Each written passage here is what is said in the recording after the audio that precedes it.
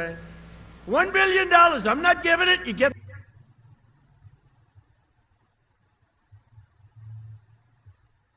them out. And guess what? They got them out. Here's your $1 billion. Now that's called quid pro quo, right? That's the real deal. With us, there was none.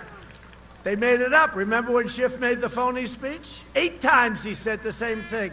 Except that's not what happened. Fortunately, we had those wonderful people that write every perfect word, every word. Oh, I'm glad we had them because we're dealing with a bunch of thieving bad people. So women and men, ready?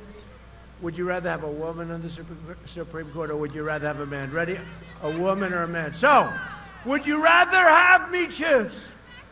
This very scientific poll. Actually, it's a lot more accurate than these polls that interview like 97 people have been interviewed. Then, you know, they charge you $1 million and they probably don't interview the people. They sit behind their desk and just say.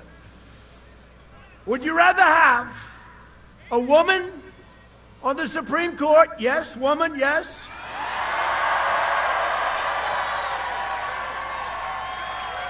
Tom Tiller says yes. So would you rather have a woman or would you rather have a man on the Supreme Court? What's going on? Let's give it one more quick chance. This is a free poll. This poll, and this is a lot of people. This is tens of thousands of people. This is a lot of people. You know, the fake news, they'll say, he had a smattering of people. You know, they always say, if Bernie Sanders had a crowd, oh, he had a massive crowd. It was so big. With me, my crowds are 5 times bigger than Bernie's. And they'll say, he had a smattering of people. There were people. They were in the middle of an airport that nobody ever heard of, right? Here we are. Thousands. If those people, come on, bring them over. What the hell, at this point, might as well let them come on over. Come on over. You got thousands of people behind these people. I would imagine the sight lines aren't too good. You have stands in front. Okay, so one more time. Who would rather have a man on the Supreme Court? Well, the man is. Who would rather have a woman on the Supreme Court?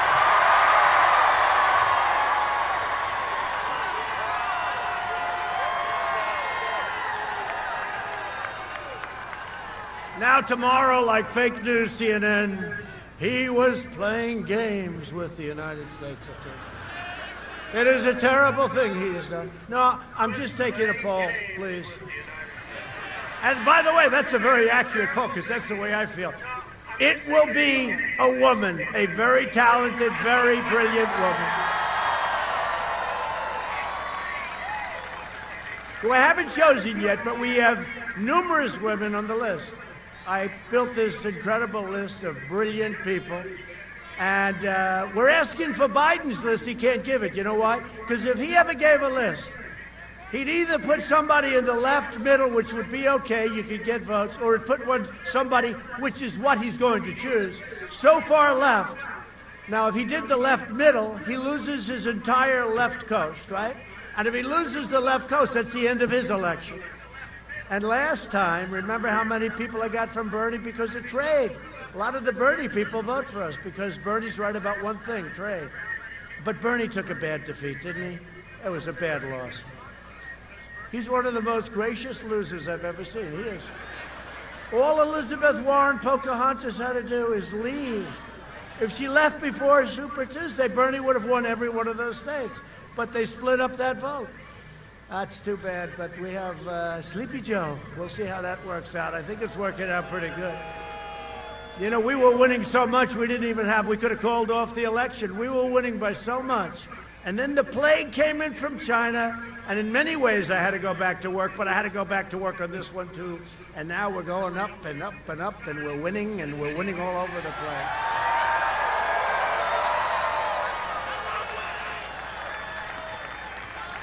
Because I happen to think, and I just say what I want, and you know, they make up a lot of false stories. They will make up a lie, like what I said about military. Can you imagine? No animal would say that. They make it up and then they put it in ads. So once they did that, the only good thing is I said, now I can say anything.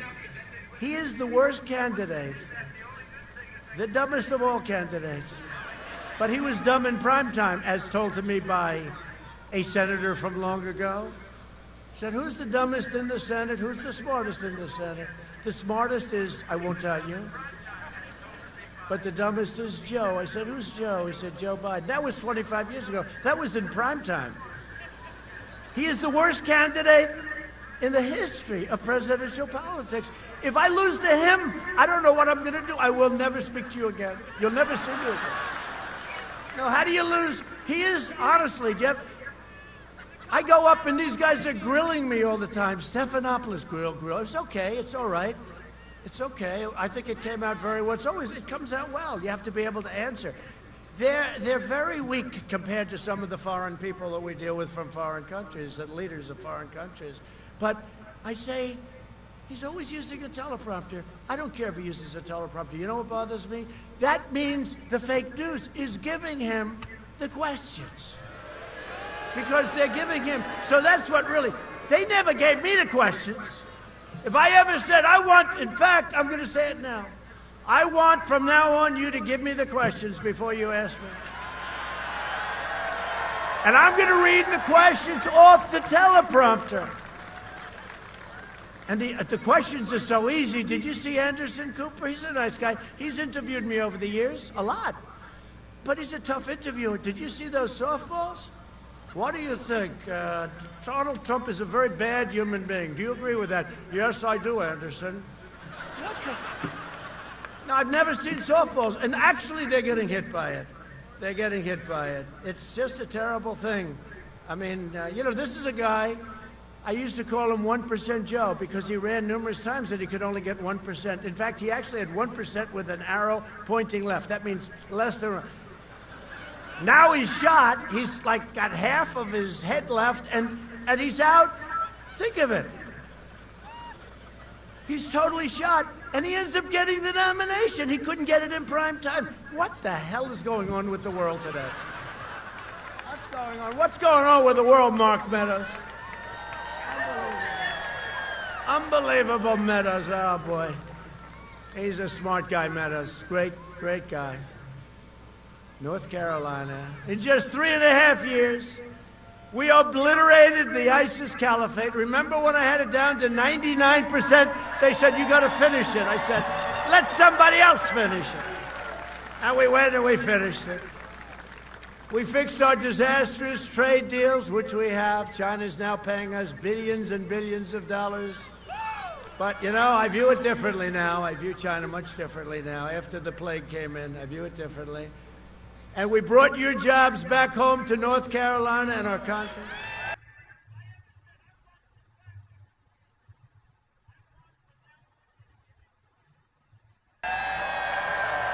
In 3 years of President Trump, real median household income rose by almost $7,000. Now think of that.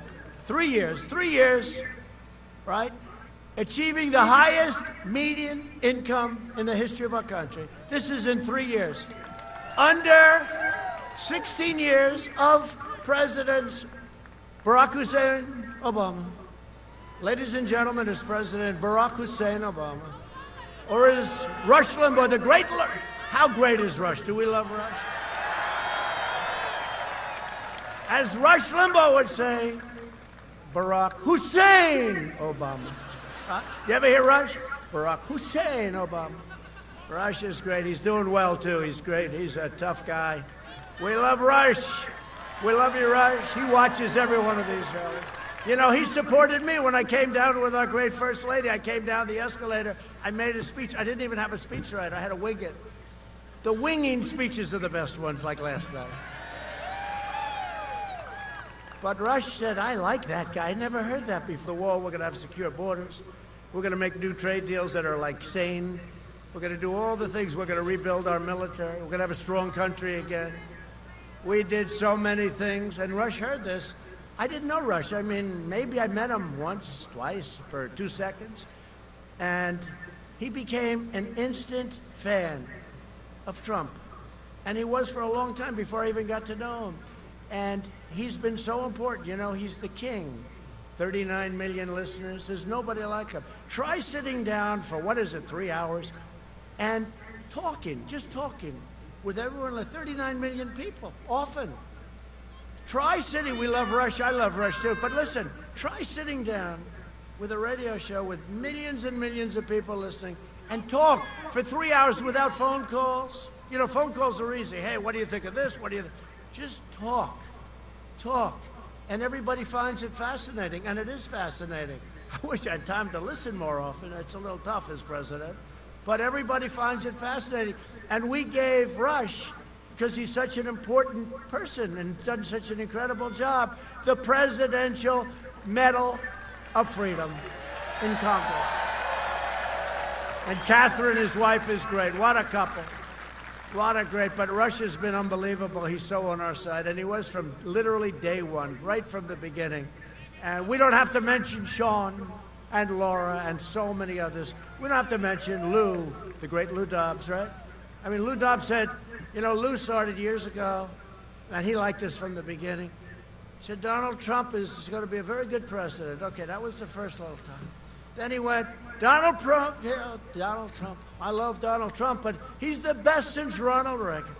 Then he went, Donald Trump is an even better president than Ronald Reagan. So that was about a year and a half into it. Then the great Lou Dobbs said, Donald Trump may be the greatest of all time, greatest of all time.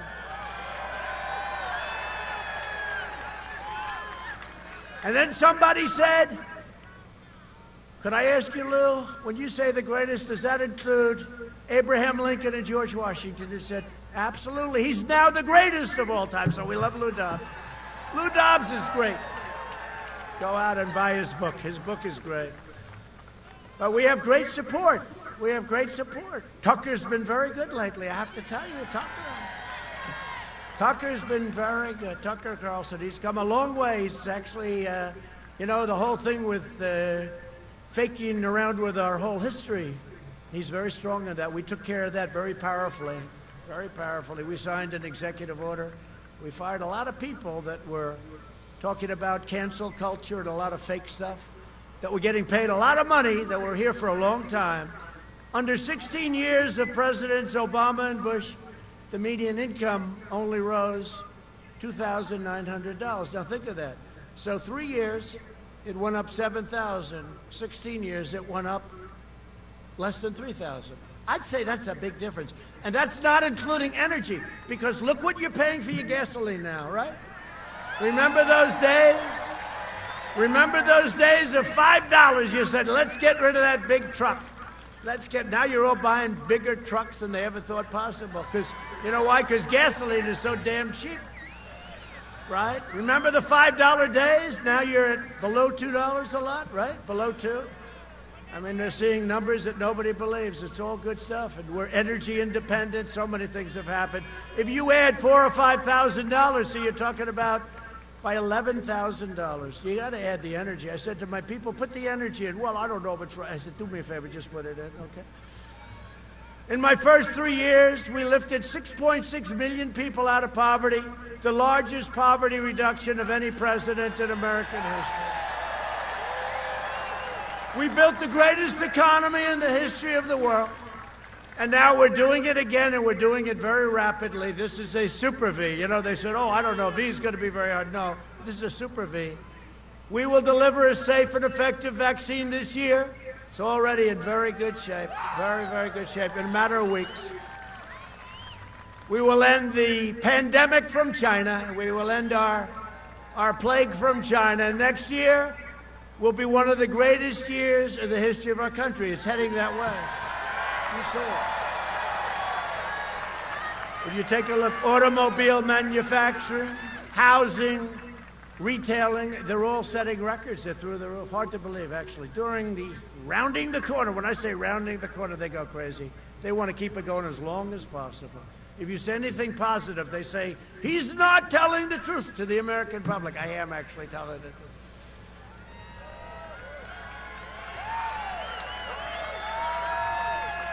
You know, these people, they talked about, because I said, well, Winston Churchill was a great leader. They said the other night, you said Winston Churchill was a great leader, but he didn't lie, because this guy, Woodward, right, he writes a book. He's had it. He's another one shot. I compare him sort of to Biden. He's sharper than Biden, I have to say that. But he's shot. He's tired. He's exhausted. I never saw a guy be able to do so much television. Try doing a book on somebody else. See how much television time they give you, like none. But they said the other night, and it was amazing, Winston Churchill. They said, he didn't lie to the people to Britain. He didn't lie. I said, well, let me ask you this. You know, he stood on buildings when the Nazis, Hitler, were bombing London. And he was pretty brave, because he may have been doing a little drinking, but all right. He was known for that, right? He's got a right to, but it's true. He stood in the buildings in London as they were bombing London and made speeches and made statements and had everything, and he'd sometimes have press conferences, and the fake news wouldn't show up. He was standing there, nobody was in front of him. But he would stand there and he would say, you are safe, you are safe, everything is okay, you are safe. Well, that's a lie, I guess, right? So I said, oh, I thought of it that way. I guess he lied. No, he's a great leader, and he was leading, and he was a great, great prime minister. Did a fantastic job. Not lying. No. We love our country. We want to lead our country, and we can't let a thing like this. This is a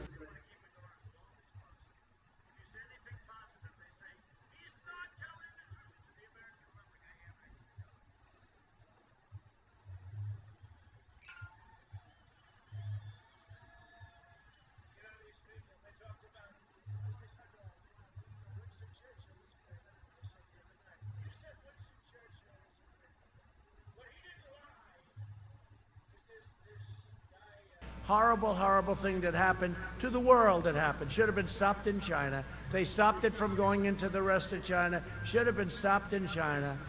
To defeat the China virus, we launched the largest industrial mobilization since World War II. Some Democrats don't want the vaccine. They don't want to, you know, first they want